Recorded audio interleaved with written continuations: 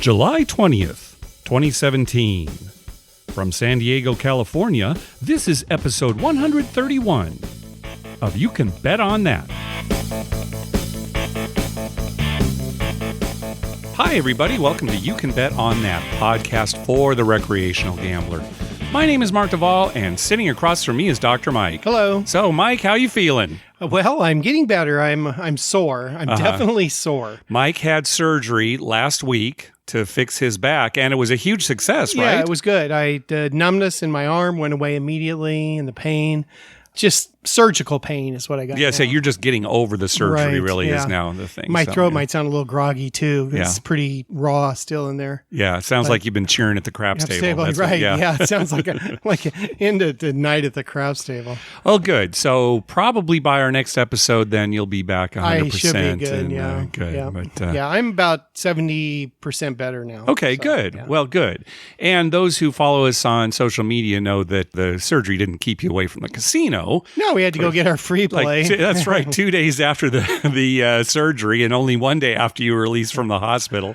Yeah, we headed out there for a short visit. It We was weren't very, there too long. Yeah. It was very short, but we needed our free play, so Exactly. we had to go. What We are had we no supposed choice. to do? Yeah, that's just stupid. It's not what to we take do. advantage. It's what we do. That's right. Well, on our last episode, we asked people to send us false beliefs that casino patrons have, or that gamblers in general have. Maybe superstitions, or things that they believe the casino does, or mathematics that they think they understand. Right. Just general stupidity. Yeah. So we got a lot of responses, and so why don't we just jump right into that now? False beliefs. So the first one on our list is streaks of things will continue, or they will stop. Yeah, some people believe they'll end. This is the classic gambler's fallacy. You're watching the roulette wheel, and black has come up 10 times in a row. So the chances of black coming up again are just ridiculous. Yeah, you got to you bet gotta on bet red, right? Sure. Or you can think, oh, black, the wheel is biased maybe. Oh, Yeah. black comes up way more. So either way is a fallacy. Either way is a Right. false belief that you think that it's going to continue or that it will stop as a result of everything. It's just streaks. Things go in streaks. Yeah, the streaks do happen. Yeah, It's just that streaks won't necessarily continue.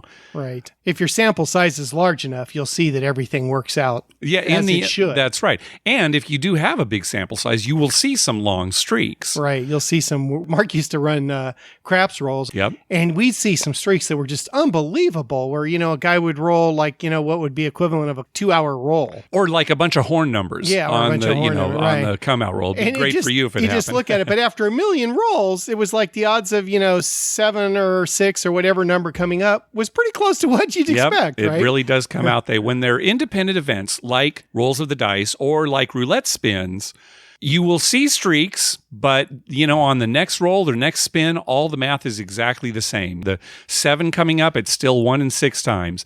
My question is, how come when we're on a good roll, we're on a really hot craps roll, and then all of a sudden it ends? Why couldn't it just go 5 rolls longer? Just 5 rolls. Yeah, that's 5 all more we're rolls, asking 5 more for. sixes. And that's reasonable. That's not unreasonable.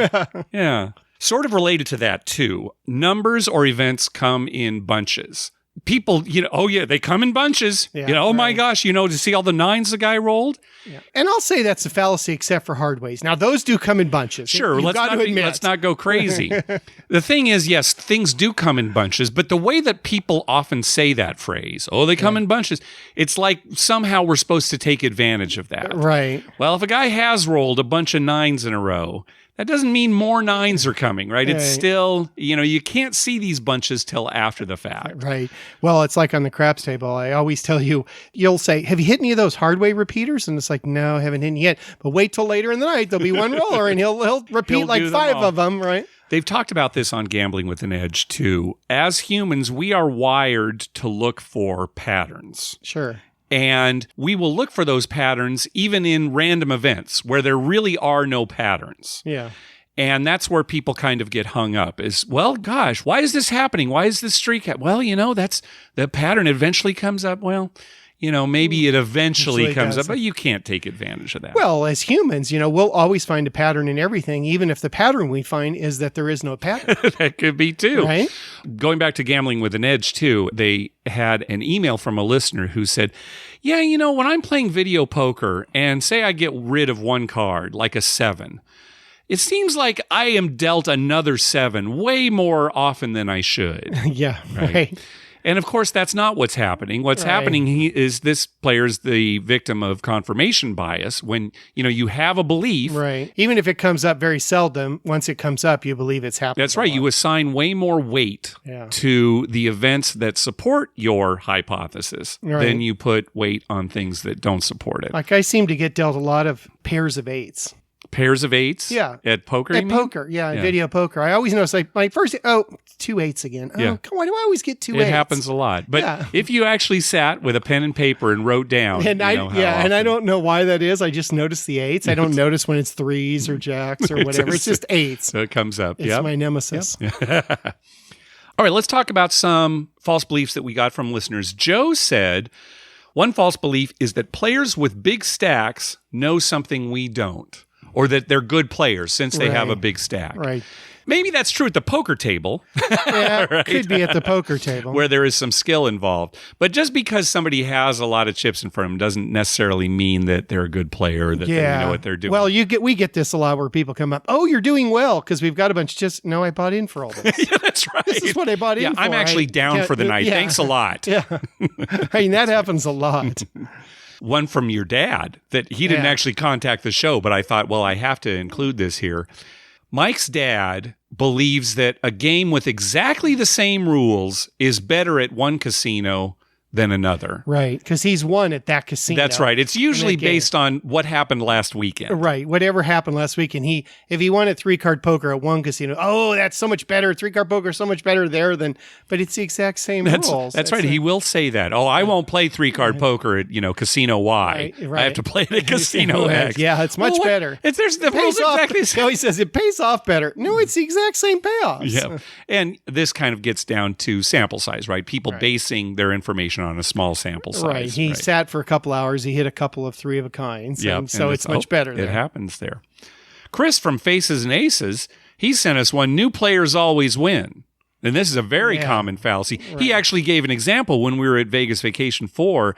A first-time player sat down at the blackjack table with Chris and some other players, and her first hand was a blackjack. Right. So there's your proof. Yeah. Right you there. go. That's where you make the She's assumption. very on it. lucky. Let's talk some more about blackjack. Ed, our buddy from New Jersey, who actually suggested that we do this as a topic, one of the false beliefs he mentioned in his call was other blackjack players' play will affect your results in the long run. Yeah. A lot of times the example is, oh my gosh, this guy broke from basic strategy. Right. He had a 16 and the dealer had a 5 showing, and he hit that 16 and took the dealer's bus card. And, Right. so that's what you remember. Right. You remember the ones you lost. You didn't remember when he did the exact same thing and it saved you. That's right. That's right. Because the dealer would have got that card and made a hand. That's right. instead Because they got the bus card. pain of, yeah. losing is now, of course, on a single hand, a single event, yes, what a player does can affect, Right. your results. Sure. But in the long run, it doesn't matter how other people play at the table. Yeah. Now, Mike, I don't think we would blame anyone for leaving a table because that kind of thing drives them crazy. Right. No. If it bothers you, then you should leave. Sure, 'Cause we you're not understand having that. fun. We Yeah. understand that. Right. But if you really want to know, no, it doesn't affect. And we've heard this too from players: is, oh yeah, we were doing fine, and then somebody sat down at the table and ruined the deck because of the way that they were playing. Well, no, that's not true. Your sample size is too small. That's why no mid-deck entries. That's right. Well, that might be a little bit. Let's move on to the next one.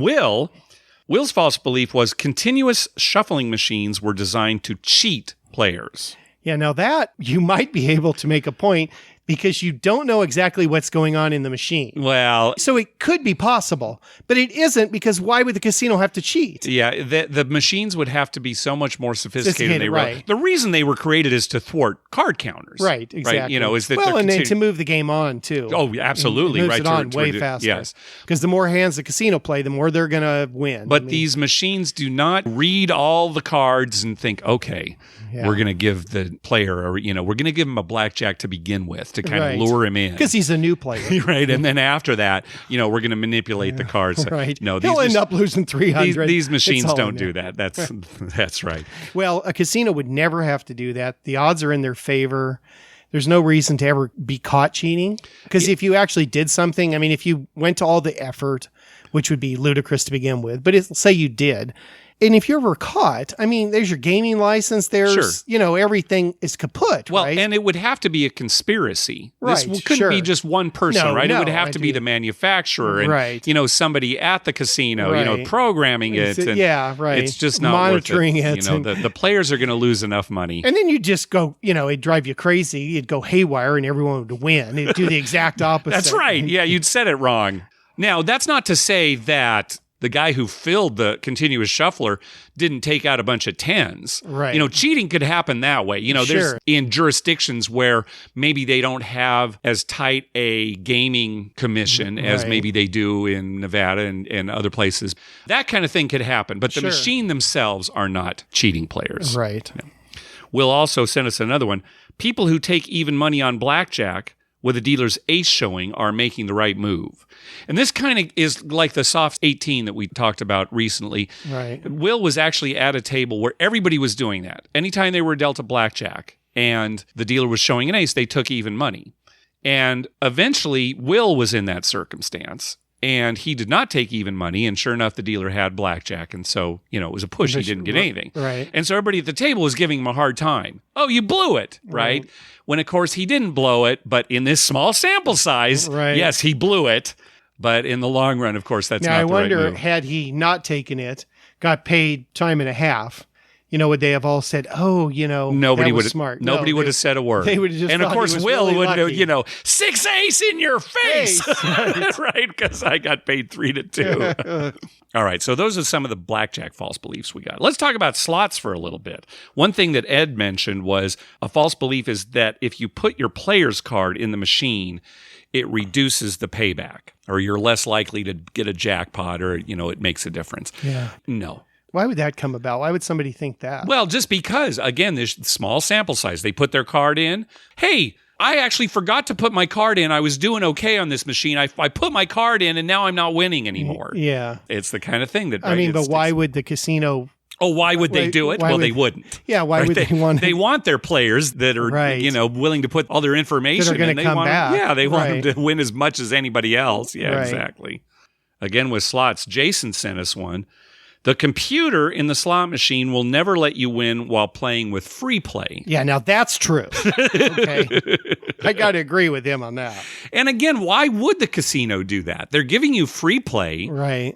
as an incentive to stay at the casino. Sure. So if they could do anything, they'd, make it so that maybe you win a little bit more when you're playing. Right. But no, again, the conspiracy that would have to exist for that to It go would on. be huge. Yeah, it's just not worth it. It's funny because we do pretty good on our free play, I think, overall. Now, you probably kept better statistics than me. I haven't, I've kept track of how much I've won in free play, but I haven't compared it to how much we've been given in free play, to be honest but it with seems like we get a fair amount back. Well, we do. I mean, when we lose, it's not that much. We win, it's not that much either. We're playing video poker. We're playing bonus poker. We're not playing full pay. Right. But let's say we're playing a 97% game. That's probably what we've been getting Yeah, back. Because, it's about- think about it. There are about plenty of what we do. times where we'll hit a 4 of a kind or whatever, and we'll cash out for way more than our free play is worth. There are other Yeah. times when we'll have a bad run. We'll only get about 50%. Right. But, But overall, I mean, most of the time we get $300 or $400 of free play, and we cash out for like maybe $30 less than the Yeah. free play amount. And if we were playing, that's pretty good. If we were playing with real money, our results would be about the It's same. the same, probably.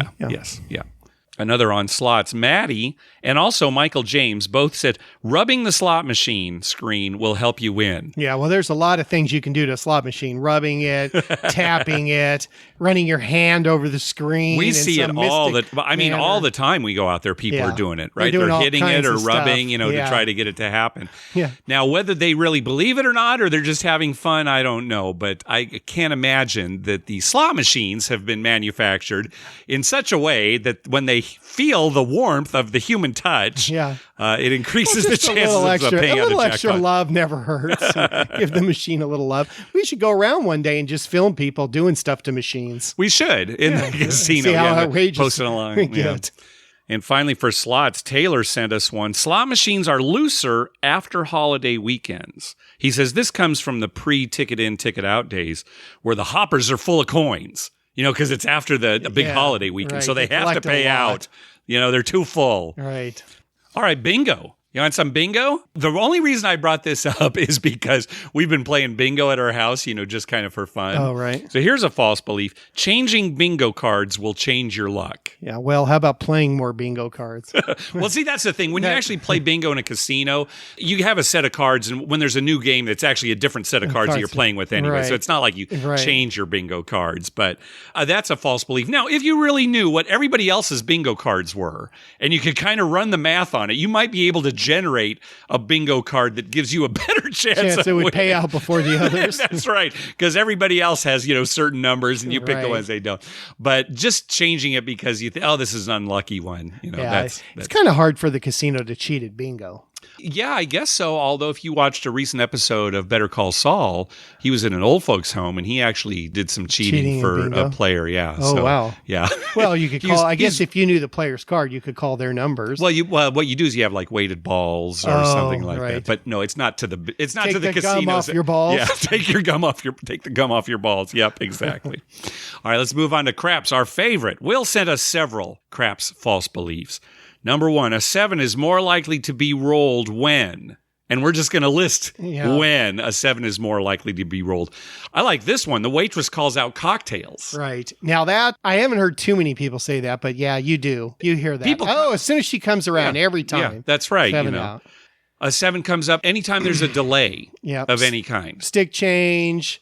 Dice go off the table. Right, anything like that. Dispute among some player. Right, or somebody buys in the middle of the roll, or they, right. They have to do a fill in the middle. Right. Usually they won't do that, but anything that makes a delay. But you're Anything right, a dispute. that's a delay, any kind of minor delay, or the shooter walks away from the table. Yeah, that's right. Oh my gosh, the other night, that's so funny you mentioned that. This shooter was in the middle of a good roll. And then Really I think good it was roll. his come out roll, though. Yeah, it was a come. He made his point. He really had to go to the bathroom. Yeah. So I was really impressed. The casino said, is it okay if we wait for him to go to the bathroom? He'll go real quick. And She asked everybody on the table. yeah, and of course we said, yeah, no problem. If anybody would say no, it'd be the casino. Right. Because then the game, slows down quite a bit. But Right. yeah, that was nice. They let him go. He came back. He rolled a few more rolls. Yeah, it he worked didn't out. 7 out immediately It when he worked out came good. back. Of course, he didn't wash his hands on my suggestion. Sure. Well, you But don't yeah, want to do that no, because no. you wash all the luck You wash off your all the hands. luck Right. off your That's just hands. again, that's just common sense. We're trying to distinguish between false beliefs. We threw and those true dice out beliefs. after he was done, and Of we course. just got new Yeah, dice. we're not crazy. We don't want to get Sick. Superstitious craps players are going to come up with tons of different reasons why a 7's coming on the next roll. Right. Craps is probably the easiest to come up with superstitions. You're probably right. Right. Yes. Yeah, because, 7's going to come up a fair amount of times. Yep. And you can just say anything. Oh, every time Joe mentions blah, blah, blah. The dealers will laugh about it out there. Someone will say something, and then it'll be 7 out. And every time, Brenda says, Yep. whatever. That's right. 7 comes. That's right. All right, here's another good one for craps. After a hot roll, there will be a cold roll. Yeah. Right? How many times, oh my gosh, that roll was so good. Yeah. There's no way the next roll could be very good, right? It's going to be a cold one. Yeah. So bet on the don't, or Right. don't bet as much. Or don't bet as Right. much, Yep. or wait until they make a few numbers, see if Yep, they're going to yep. roll. Here's another one. After a 7 out, the next shooter is more likely to come out on the previous shooter's point. That you do a lot of people, and they hop Yeah, the sure. number, right? Oh, That's right. we waited so long for that 8 and it never came. Yep. Yeah, guy had a long roll. His last point was 8. He never made it. So hop the 8's coming out. Yep, the new shooter's Right. going to roll an 8, come out on an Yeah. 8. Yep, Yep. exactly. And when it happens, you look like a genius. Yeah, that's right. I've seen somebody at this table make that Yeah, bet before and look right. like a genius. Here's something that's kind of general, not just to craps, but other games too. A dealer change will switch the luck, or the casino brings in a specific dealer to make the luck go bad. Right, to It's change like, your- oh man, oh, they're they're doing doing too too well in here. Send in Ken. Yeah. Right, Yeah, to he's the change the kiss of luck. death, That's right. right. They call that a cooler. In fact, we've got a phone call coming up on coolers. Right. Where people come to who's a cooler? My dad. Yeah, your dad is. My dad's a cooler. That's right. We'll be at the craps table. Oh my God, your dad's coming. All my bets are off. As soon as he walks up, 7 out. He's a cooler. There's no question about that. Anyway, those are some false beliefs. Thanks to everybody who provided some of those. And anybody, if you can think of some more, send them to us. We'll talk about them. It's fun to talk about. There's a million of them. Oh, there really and, are. Sure. they're fun. We're just They're- scratching the surface. Yeah, they're fun to mention and everything. It's just funny what people come up with. Yeah. That's what gets me. Well, again, you're trying to find patterns. Right. And a lot of gambling is completely random. And you're trying to find these patterns here. Yeah. Yeah. So. Well, and if you were very superstitious and you had a lot of these beliefs, you would probably not have too much fun like playing craps. You'd be awful. I'm off this roll. I'm not, you're off like once every 10 rolls you're actually on because, you've got something weird happened at the table. Maybe it's just easier for some people to assign simple explanations to complicated issues. And I'll use horse racing as an example. Oh, who do you bet? Well, I like to bet on the horse that has the most yellow, like we were joking about, right? Now, obviously, having yellow has no effect on how fast a horse is going to run. Right. But it's easier for some people to just use that as well, it's just simple. It's just simple as opposed to going through all looking at their times. Yeah, the times in the previous races, right? So anyway. I guess in anything in life, like UFOs and stuff, we all look for some explanations. It's easier to say, it's from outer space. That's right. It's not that it's like some... That's an easy explanation. It's just the aliens coming down. The aliens. Yeah, you're right. Actually, now that I think about it, you're right. Hey, thanks to everyone who's been clicking through our Amazon link. Remember, whenever you're going to buy something through Amazon, please go to our page first, youcanbetonthat.com, and click through our Amazon link at the top of the page. Let's move on to our voicemail hotline segment. And in fact, there are some more false beliefs coming up in these calls. Remember, call our hotline at 951-292-4377. That's 9512-WAGERS. 9512-WAGERS. And maybe we'll play your clip on the show. First up is Neil. Hey guys, it's Neil calling. I just got kind of a trip report. Me and my father decided to just switch it up. And for where I live in Maryland, Pittsburgh is about the same distance as Atlantic City. So we decided to go to a casino called Rivers in Pittsburgh. It's kind of right near this downtown, near the Steelers Stadium and the Pirate Stadium. It's a freestanding casino. In the morning, it's $5 tables, 10 times odds. Surprisingly enough, they have 9 tables and they fill up pretty quick. There's not a whole lot of competition in Pittsburgh. They have the Rivers, obviously, and then they have Meadows, which is about 30 minutes away, where they have harness racing. Some really big craps players, surprisingly, in there. You usually go to Atlantic City or Vegas in the high rollers area, and you see a lot of big players. But I think you guys saw the picture that I posted. There was a guy betting 50 on the pass line and 10 times odds behind that on every single point that was coming out. And a lot of people were just throwing fire. He was placing, I think, over 100 on each number that wasn't the point, and he had to make about $6,000-$7,000 easily. Friendly dealers, customer service oriented, and super friendly, decent places to eat. But the craps play, I was there. I decided to take the day off, and I was there on a Friday morning, and it was just packed up. And then by the time it got to 3 p.m., all the 9 tables were open. I guess I'm not used to seeing that kind of action in Maryland. One other thing that I want to talk about, and I know that we had this discussion on the AC Facebook group, is 5 times true odds. And so I understand that if you increase the pass line bet, that you're given larger odds to kind of make it even for the dealers, and it's not something that's really announced or whatever. And so I just kind of learned about that. Not that I'd bet more or be comfortable putting that much on the back end, but I was just wondering if you guys use these true odds and go 250 on the back end with 30 on the pass line and go above what's presented at the table in terms of what odds you can use. I don't think I'll go back to Rivers, though. It was just kind of a fun craps experience. Like I said, lots of action. But my next trip is probably going to be Vegas in terms of playing craps. Love the podcast. Talk soon.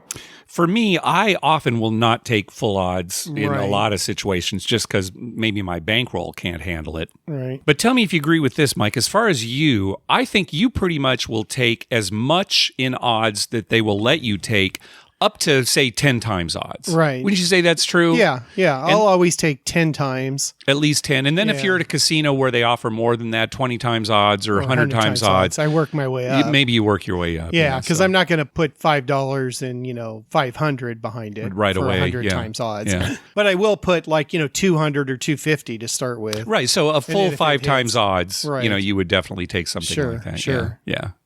All right. Let's hear from Brian. Hey guys, Brian from Southern California. There's a recurring question, and I just heard you guys answer it again, along the lines of should I cheer or should I feel good or should I feel bad at the craps table when I win and somebody loses, or I lose and somebody wins, or I roll a 7 and somebody, loses money because of it, blah, blah, blah. Here's my theory. Take it for what it's worth. If I bet on a boxing match and I'm at the match and my guy wins and I win a bunch of money, I'm going to cheer. somebody just got beat into unconsciousness, and I'm not going to feel guilty about cheering. So if we set that as the bar, I'm certainly not going to stop feeling happy and cheering if I win money at a gambling event just because somebody else lost money. Take it for what it's worth. I think that's a pretty sensible way to look at life. Have a good day. Love the show. I would say just use some common sense when it. For example, I agree with this analogy. Absolutely. I agree with. I think in a situation, for me at least, if I'm betting the don't pass at craps and 7 comes up and everybody else at the table has just lost money, Right. I'm not going to cheer under those circumstances just because I want to be polite. Right. Right. Now, there's cheering and then there's cheering. Yeah, that's true too. Yeah. You know, a lot of things in life aren't that cut and dry. It's how you do it. Yeah. Sure. So you could win and everyone else could have lost, and you could say, "Oh, good," and collect your money and be happy and smile. Mm-hmm. I don't think anyone's going to be mad at you. You jump up and down and you run down the table in your face. That's Sure. and then you've carried it past a point of. It's the same with a boxing match, right? Yeah, sure. You're not going to turn to the person next to you who just lost a bunch of money betting on the other guy and berate him. Right, but you can cheer as loud as you want. Yeah, sure, you're going to cheer because somebody's going to win and lose, right? There's going to be an outcome. Sure. But let's say you are a fan of the visiting team at a football game. Yes. And let's say it's a big rivalry. Yeah, which I've been there. I've done sure. that. You're probably not going to cheer too loudly for your team just because No. you don't want to get beat up. Exactly. After the game. I'll tell you what, I went to a Seattle Seahawks versus San Diego Charger games in Seattle when they had the Kingdome.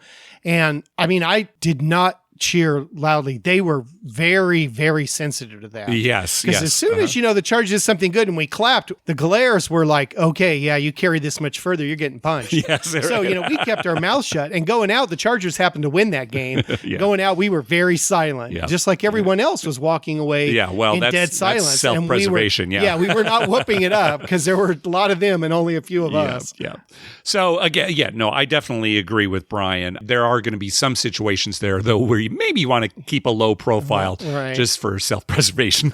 Right. It's in the way you do things. Yeah, of course. Like everything else in the world, right? Yeah. You can sometimes give somebody you don't even know a little grief about something. And if you do it in the right manner, they know you're joking with them and they're, okay, they take it good. You do it in a little different manner, you might get punched. That's right. Maybe they think you're looking for trouble. Yeah, right. You're trying to incite them. Yep. I get a kick out of that Seattle story when I tell that because, you think I'd started off with we were in Chicago, we were in Philadelphia, we were in New York, we were in Seattle. I thought people in Seattle were pretty mellow, Mike, right? It's so funny you say that because I have a similar Seattle story, okay? This was not with you. It was before your trip.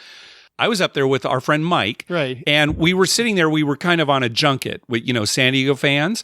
And so we were there in the stadium. We were obviously Charger fans. I don't think we were whooping it up that much. Right. But the guys behind us were kind of throwing their beer around, deliberately spilling it on us. It. And so it's not right. No, but I did not expect Seattle fans to be so. I was a little scared because, there were 4 of us and we're 4 guys, but Four guys against 50 guys. There have been some real life stories. Look at that San Francisco Giants fan at Dodger Stadium. Dodger Stadium that was killed in the parking lot. Well, he wasn't killed, but he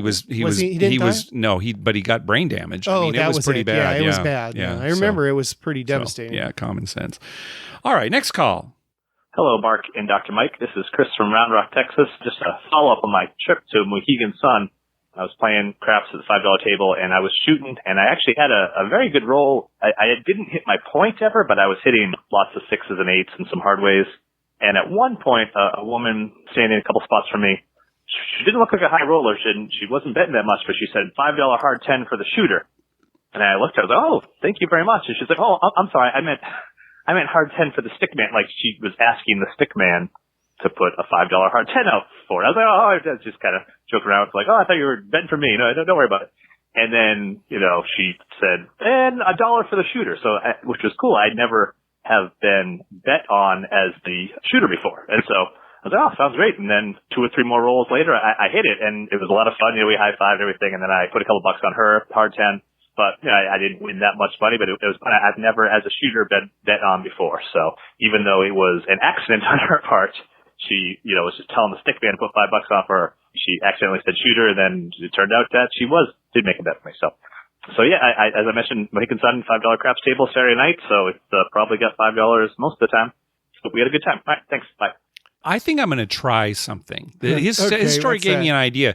Is when people just, maybe somebody at the other side of the table who I don't know just throws in like, oh, give me a $5 hard 10 or something like that. If I'm shooting, I'll just say, oh, thank you. Oh, that's very nice of you. Yeah. And then he'll, no, that's not for you. I was just making it for myself. Oh, I'm sorry. Okay. And then maybe he'll feel so guilty that I was all excited. Well, then give me four, go ahead, give Ben. me 4-1 for the 4-1. Yeah. Get the shooter. Actually, yeah, I think I'll try That's that. good. That's right. a good scam. You probably make some money doing that. You have nothing to lose. I'll try it on you. How about that? We'll it'll say, work on well, me. thanks, Dr. Mike. Now, I frequently bet for shooters. Yeah, you do. I frequently bet for shooters. Yep. And this story reminds me of, what was it, a couple of weeks ago, I guess? There were two couples playing craps on the same table as us. And the husband was rolling, and he happened to make a point. And I had like 50 on the line with 250 odds, like on an 8. So I get like $350. And as soon as they paid, he says, how about a little something for the shooter? Remember that? I know what it is. I know exactly what you're talking about. You know what it was? It wasn't that, Mike. I know the story you're talking about, though. He was rolling, and he rolled craps. Oh, that was right. It. You had pressed up a horn bet, right? And so everybody lost on the pass line, and then you won a bunch because it was like aces, and you'd parlayed it, right? So that I do remember that now. Yeah. Okay, that was it. Yeah, I remember him asking for a bet. Yeah, he actually asked for it. Yeah. And then when you were down at that point, and he was a little drunk. He was. I don't want to say he was out of line. But it's like, well, there really was no reason for you to tip him at that point. Right. You were still down for the night. Right. And you kind of ignored him. Yeah, and then he said, oh, this is BS. And I don't know how joking he was about it because he was drunk, but it's like, I just ignored that too. What was funny is I think later, if I remember, you did the same thing and I replaced your line bet. Yeah, well, because you lost. Yeah. I'm I won $500 and I'm nice to you. Yeah, and I just gave you $5 to replace your line bet, which I do for people a lot. Yeah, you do that but a lot. the guy asking, that was kind of right, when you ask, like a dealer asking for a tip. Yeah. Right. All right, let's hear from Pete. Hi guys, this is Pete from Minneapolis, Minnesota, just calling with a trip report from a 5-night stay in Las Vegas, Nevada. Went to stay at Aria with 5 nights with the wife, celebrating end of graduate school and kind of just getting away from work. Great property. Gambling was mixed. I'll say I like to get my fill of craps when I'm in town because we don't have craps in Minnesota, and I was pleasantly surprised to be able to find $10 minimums at Aria and the Cosmopolitan next door pretty much most of the day, which was nice. Highlight of the craps for the trip was I was able to finally convince my wife to give it a try. I think she's always been intimidated by the game, but I got her to play at Cosmopolitan, and she really enjoyed it. And I think she kind of figured it out pretty quick, which I give a lot of props to the crew over at the Cosmo for doing a great job. They had a really upbeat attitude and were very friendly and kind of were willing to answer any questions, which was excellent. It's important in blackjack, but I think I'm of the opinion that having a good attitude from the dealers is probably more important in craps than any other game for having a good time. My own results, every time I went to play, kind of lost a couple $100 here and there. It was fun, but at the last day I was kind of down a little bit, and I was like, all right, well, time to play some blackjack, see if I can turn this around. Tried to play at Aria at first, but blackjack conditions at Aria are not great. I was actually pretty surprised. I was there during the middle of the week, and I tend to do my gambling in the morning, so I'm kind of expecting 3-2 game, probably about a $25 minimum in the morning for a place like Aria. But the lowest they'll accept for a 3-2 blackjack over there is $50. $50, and it's a hit on soft 17 game. So that's a little ridiculous considering I think most Caesars properties have got a $15 3-2 game, and the other MGM properties around also have great 3-2 games for $25. So I spent most of my time playing blackjack over at MGM. I was able on the last day to go on a nice little run that brought me up ahead for the trip. I started with $500 over at a $25 great game at MGM, turned that into $1,000, and cashed out with my first yellow chip ever, which was kind of a checking off something on the bucket list. So nice. It was my last day, and I kind of decided, all right, well, let's just kind of go all out, and went back to Aria. Now, I said blackjack at Aria isn't great, but they do have one game there that's fantastic. They've got a double deck game with really great rules. It's a super low house edge, but it's a $100 minimum, so was like, well, I got $1,000 here. Let's just kind of go for it last day. And so I cashed in for $1,000, and about half hour later, cash out for $2,000. So it was kind of nice to have everything kind of go my way in the last day, and ended up with a small but good-sized win. Thanks for the podcast, guys. Really enjoy it, and hope to hear more. Thanks. Good report. That's a great report. Yeah. It's terrible to hear that you have to get up to $50 at Aria before you can get 3-2. At the same time, I sort of am just throwing my hands in the air because 6-5 blackjack is here to stay. And we've talked about it before. 6-5 blackjack is still better than playing roulette. Right. So it's here to stay, and all we can do is fight the good fight, and I won't be playing any 6-5 blackjack. Yeah, it may eventually be gone, though. 3-2 may just die off. Might. Yeah, good report. All right, let's get a Tunica report. Hey, guys, this is Cody from Alabama. I'm just going to give you a trip report from last week going to the Tunica properties. So me and my wife went on Wednesday of this week, had 2 comp nights with the Caesars properties there. There's 2 Caesar properties there, the Horseshoe and then Roadhouse. We stayed at Roadhouse. Played craps for the first time ever, thanks to you guys. I've been listening to the podcast for about a month, and I had always been intimidated by craps at the table, and I always just played blackjack and poker. But I think after this week, I'll probably never play blackjack again, and will only play poker if I'm there by myself because of how much time it takes to actually get involved into the game. But the podcast has been really helpful, learning how to play the game. The crew at Roadhouse was extremely good and very helpful. They were having a good time. Everybody at the table was having a good time. Got hooked instantly on it.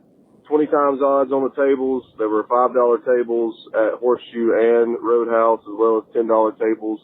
The MGM property, the Gold Strike in Tunica, it was $10 tables and also $25 tables. Had one bad experience on Thursday. We went to a couple other casinos in town there in Tunica, went to Sam's Town and went to Bally's also. Both places, the crew was really, really unprofessional and pretty rude, pretty terrible as far as just acting like we were a nuisance to even be there. But anyway, the 2 Caesars properties were very good. The MGM property is also very nice in town. So if you're ever down in the Memphis, Tunica area, yeah, I definitely suggest going there for your total rewards. But anyway, thanks for the podcast. Enjoy it. Have a good day. Good. Another convert. Yeah. I'd like to hear. Good. Convert to craps. Yeah, the crew, the dealers. It's the most important thing. Yep. It's not the rules. Well, craps, the rules aren't that much different. So, right. But all those things add up. But the dealers, they're the make it or break it. That's what they are. Thing. They're the make it or break it. Yep, exactly. All right, let's hear from our buddy Robin at Anytime Gambling. Hey, Mark and Dr. Mike. This is Robin from Anytime Gambling out here in Connecticut. Well, I was glad to hear that you were thinking about coming out here next year. I hope you don't have to be a podcaster to get together with you guys, but I would help get anything put together if you see the need. I just wanted to comment. I went up to Maine to see the 2 casinos up there. They're small, but I was lucky enough in the early morning in Bangor, Maine, to have a craps table to myself. And it was the strangest luck I've ever seen. Playing a 3-point Molly, and man, it was like point, 7 out. And that happened 5 times in a row, only interrupted by 1 7 made. Huh. It was incredible. It was in 15 minutes. It was the same pattern over and over and over again. Now, most people would think, of course, that the casino probably had something to do with that, and maybe that's one of your myths that you can add. And one other thing that you can add to that list of myths and craziness, a lot of slot players will get on some of the older machines. When you play, you can play a number of lines, and each button on the lines has a particular pitch. As a musician, I know that I can tell you mi, so, do, mi, so. And they tend to play like a song or something to try to fake the machine out, to make it think that, oh, there's a new player here now. Wow. Just amazing. So listen, if you're out in Connecticut, hope to see you then. If not, I'm hoping to see you at the Nerd Society thing in October. Okay, guys, love your podcast. You always do a great job. Good luck next weekend at Rincon. Bye. All right, thanks, Robin. Yeah, thanks. We'll see you at the summit. So yeah, number 7. That's the worst thing, especially when you're doing the combats. It's the worst period. I'll never forget though. One time at Harrah's, we were there. It was with your wife. Okay. And you and your wife went to the buffet. I said, okay, I'm going to stay and play. As soon as you left, I switched to the don't. Right. And I caught one of those streaks. Number 7. Number 7. It's a don't player's dream. Oh, it was fantastic. I had a don't, and I didn't lose a single bet. The table cleared out. Right. And then you guys came back from dinner. I said, hey, look what happened. The funny thing is, too, you're the perfect player for that because you don't pass on any numbers. Like if a 6 rolled, you don't say no action. Of course not. You take the number, you lay the odds. And I laid full odds. Yeah, you're laying full odds, and it's number 7. It happens. Robin actually had a follow-up call. Hey, you guys, just calling again. I had to share this one story with you. A couple days ago, I was at Mohegan Sun, and I walked by this guy who had a pad and a paper, and he was playing a single electronic roulette wheel machine, of course, run with an RNG. Well, I said, gee, I'm just curious. What are you doing? And he said, well, I'm looking for the pattern in the roulette wheel because certain roulette wheels have a pattern. And I said, but it's run by a random number generator. He refused to think that had anything to do with it. He was going to find that pattern and make millions. So that is the craziest misunderstanding of an RNG I have ever heard. Anyways, I just had to let you know. Catch you later, and as always, great job. You might be able to find something wrong with a random number generator. Yeah. In fact, there's a good story here. I don't know that we talked about it. It's about some Russian hackers who took advantage of a flaw in some old slot machines. They're always Russian. But but here's the thing. If there was a flaw with the random number generator, right, you wouldn't be able to find it probably by sitting and just, writing down, say, 1,000 spins. No, That's just not a big enough. You'd have to have some knowledge about the inner workings of the machine. Right. Or sit there, for millions of spins before you could figure something out. And again, it's a lot different than actually trying to find a biased roulette wheel, which, those do exist, even though those are hard to find too. Yeah, people want to find patterns. It's like when when Mark tracks the rolls, he'll track the rolls sometimes just for goofiness. Well, and I like at the end of the night, I like, kind of entering them in, not because I want to find patterns, but just, all right, how much did you lose on this bet? How much did I like keeping track? Yeah. Right. And people always like, oh, you're looking for some pattern, oh, no, just writing the numbers down. Nothing more to it than just writing the numbers down. You'll see people all the time with their pad and their paper. Well, hey, writing stuff down. Look at any roulette table now in the United States. They all have the tracking on it. Yeah. Right. They show like the last 10 spins. Right. They want you to find those patterns. Yep. Right. All right. We talked earlier about coolers. Let's hear a call about coolers. Hey, Mark, Dr. Mike. This is Scott again from the great state of North Carolina, calling in about this week's topic around false beliefs in the casino. So my false belief, or my false belief is coolers, and in coolers, are they real or not, right? So my opinion is that coolers are most definitely real, and in fact, I've experienced a cooler firsthand. So I guess it was about 10 or 12 years ago. I'm sitting in the Monte Carlo at a dice table, and there's probably 4 or 5 guys playing at the time. And the guy next to me gets a dice and proceeds to shoot. And he keeps making number and point after point. He shoots for long enough that everybody literally has hundreds or thousands of dollars in chips in front of them.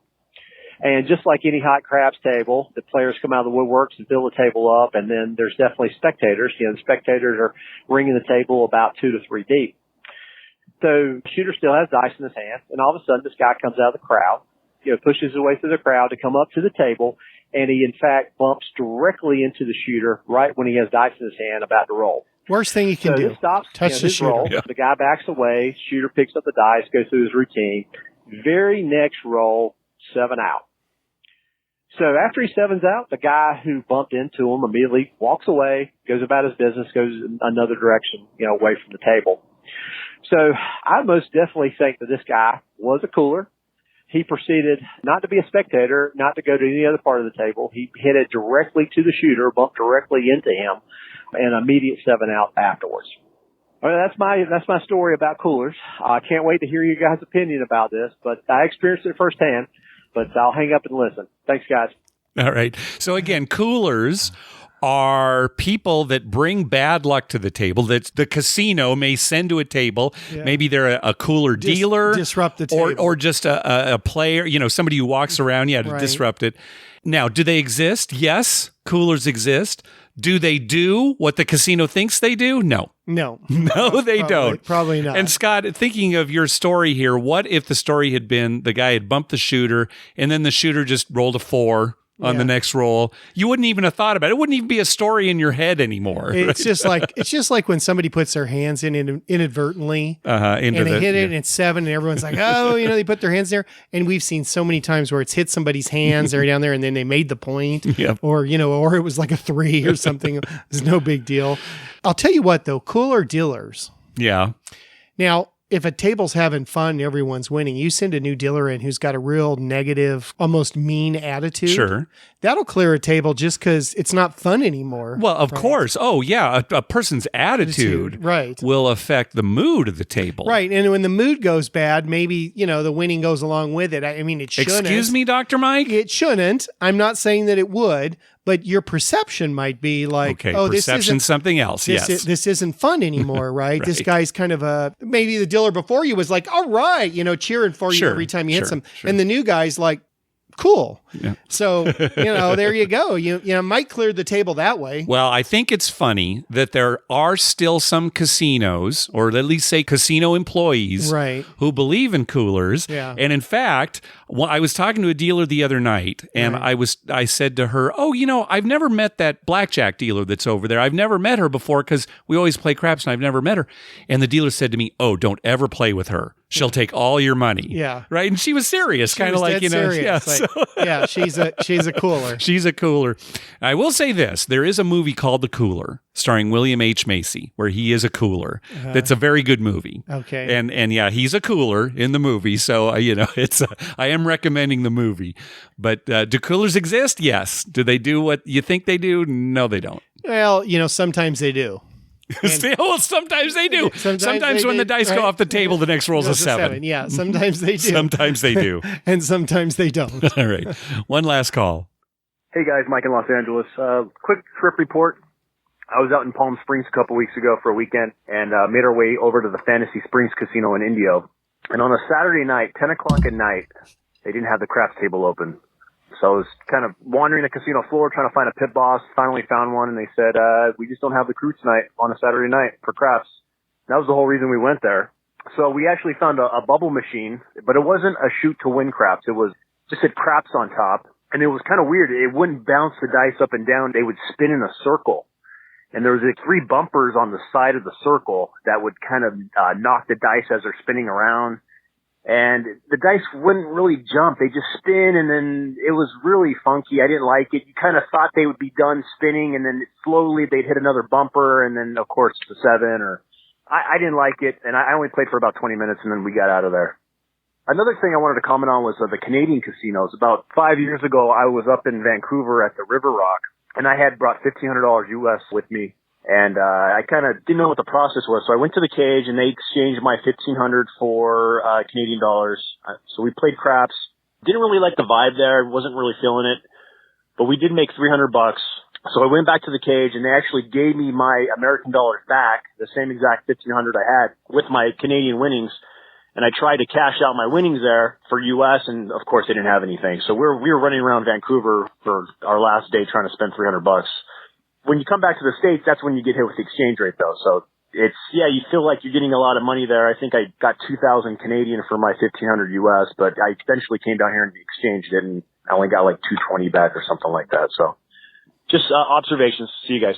So Fantasy Springs, your craps table is not open at 10 p.m. on a Saturday night. Is it ever open? Yeah. I mean, when would you have it open?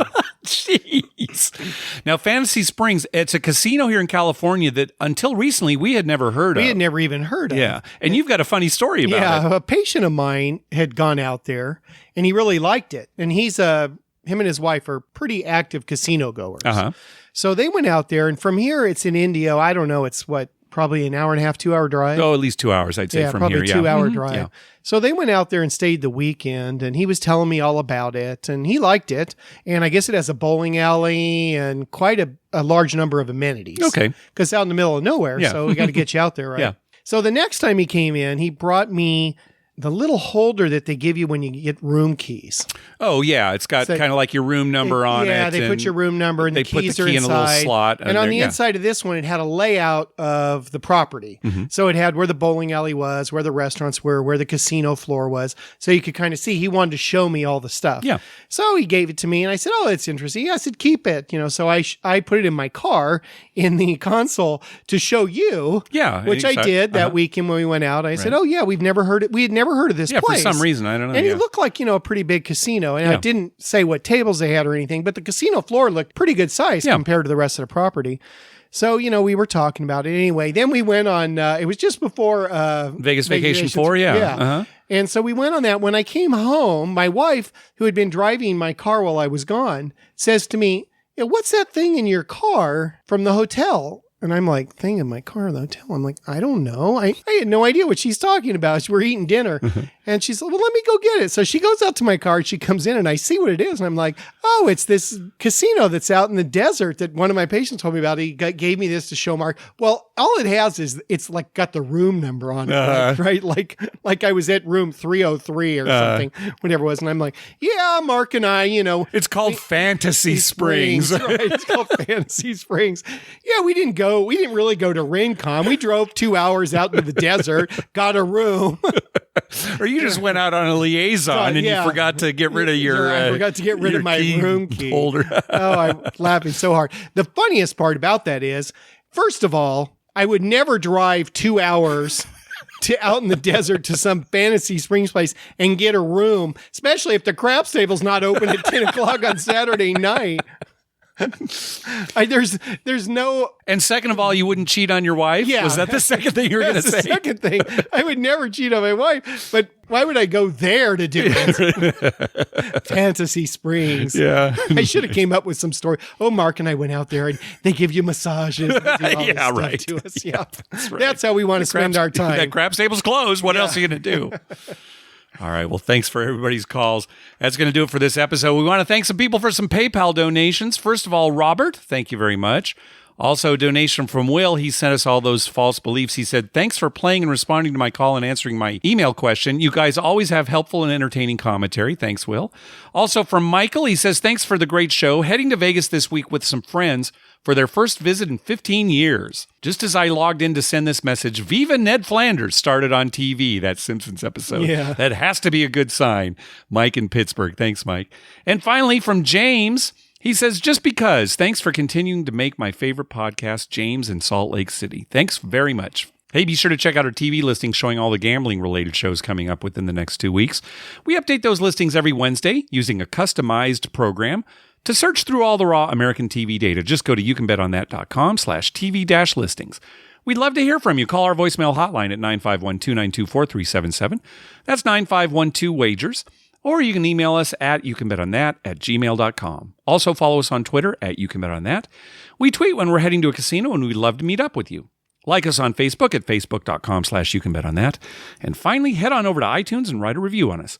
When you do, it helps us get new listeners. We're recording a little early this time because I'm going to go to Comic-Con this week, and I needed time to edit the show and put it out there. So when this actually posts on Thursday, I will be at the con. So looking forward to that. Yeah. Anything exciting this year? There wasn't anything in particular, but I'm going to go to a lot. Since I'm a TV guy, I'm going to go to a lot of the TV panels.